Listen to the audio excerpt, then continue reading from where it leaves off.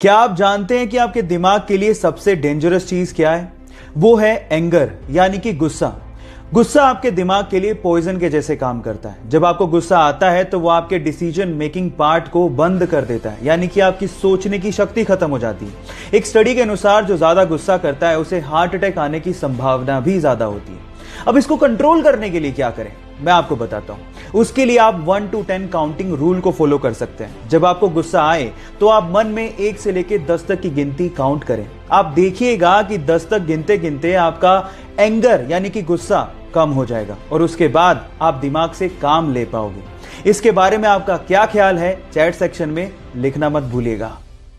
Guys, मान लीजिए कि आप किसी फॉरेस्ट या फिर किसी ऐसी जगह पे फंस गए जहां पर बहता हुआ पानी तो है लेकिन वो बहुत गंदा है, जिसे आप पी नहीं सकते, और आपको बहुत प्यास लगी है, तो आप क्या करोगे? तो चलिए मैं आप लोगों को आज एक लाइफ सेविंग टूल के बारे में बताता हूं। एक कंपनी है जिसका नाम है लाइफ स्ट्रो। ये ऐसी स्ट्रो बनाती है जिसको आप जैसे ही गंदे पानी में डालेंगे और पानी को सक करेंगे तो वो पानी को पूरी तरह से प्यूरिफाई कर देगा। कंपनी का तो ये भी दावा है कि वो पूरी तरह से जर्म्स और बैक्टीरिया को किल कर देता है। इनफैक्ट गाइस, अगर आप वाकई में बेयर ग्रिल्स के जैसे फॉरेस्ट को एक्सप्लोर करना चाहते हो या फिर इस तरह के काम के शौकीन हो तो ये टूल आपको बहुत काम दे सकता है। ये जानकारी आपको कैसे लगी, चैट सेक्शन में लिखना मत भूलिएगा। इस कोरोना काल में आप लोगों ने हाइड्रोक्सी क्लोरोक्वीन नामक मेडिसिन का नाम बार बार सुना होगा। इनफैक्ट ये मेडिसिन इंडिया में बहुत बड़े स्केल में मैन्युफैक्चर की जाती है और इंडिया इसे दूसरे देशों में एक्सपोर्ट भी करता है। पर सवाल ये है कि ये मेडिसिन कब और किसने बनाई? डोंट वरी, मैं आपको बताता हूं। ये सन 1934 में इंडियन साइंटिस्ट आचार्य प्रफुल्ल चंद्र रे ने बनाई, जिन्हें हम लोग फादर ऑफ इंडियन केमिस्ट्री भी कहते हैं। इसी मेडिसिन को सेकेंड वर्ल्ड वॉर में बहुत सारी जानों को बचाने में काम भी लिया गया था।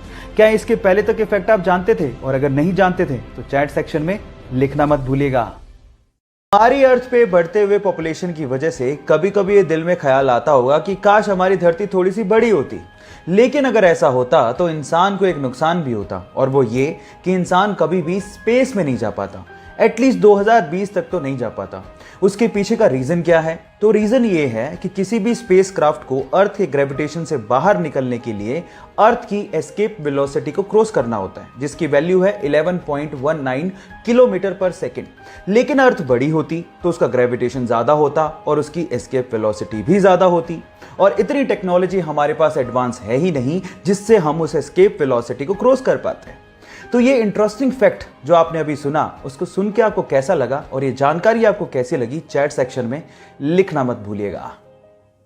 गाइस, ये घटना है दिल्ली के इसी लॉकडाउन के पीरियड की, जब एक ठेले वाला अपने ठेले पे फ्रूट्स बेच रहा था, लेकिन थोड़ी देर के लिए उसे किसी काम के लिए ठेले को छोड़ के जाना पड़ा। लेकिन उसके बाद जो हुआ वो बहुत ही अजीब था। आसपास के लोग जो वहां से गुजर रहे थे ठेले को अकेला पाके उसे लूटना शुरू कर दिया। और इसमें सिर्फ गरीब लोग नहीं थे, मिडिल क्लास लोग भी अपने हेलमेट में वो फ्रूट्स को डाल डाल के लूट के लेके जा रहे थे। और इसी चक्कर में उस फ्रूट वाले को लगभग 30,000 रुपए का नुकसान भी हुआ।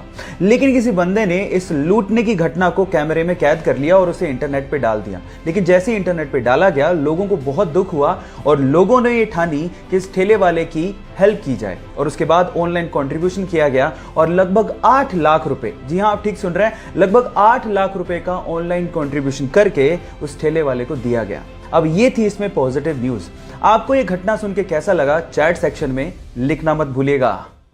प्राचीन भारत के 2 ऐसे फैक्ट जिसे जानने के बाद आपको भी प्राउड फील होगा। नंबर 1, प्राचीन भारत में जब लोग मेडिटेशन किया करते थे तो उसे लोग ध्यान कहा करते थे। जब ये प्रैक्टिस भारत से चाइना गई, जी हाँ गाइस, ध्यान की प्रैक्टिस भारत से ही चाइना गई थी, तब चाइनीज लोग उसे चैंग के नाम से पुकारने लगे। लेकिन जैसे ही प्रैक्टिस चाइना से जापान की तरफ गई तो जापानीज लोग इसे जेन के नाम से पुकारने लगे। है ना ये इंटरेस्टिंग फैक्ट। फैक्ट नंबर 2, आपने बचपन से ही रामायण के बारे में सुना है, लेकिन क्या आप इसका मतलब जानते हैं? डोंट वरी, वो भी मैं आपको बताता हूं। रामायण में राम तो भगवान राम है, लेकिन यन का मतलब होता है यात्रा या सफर या जीवनी।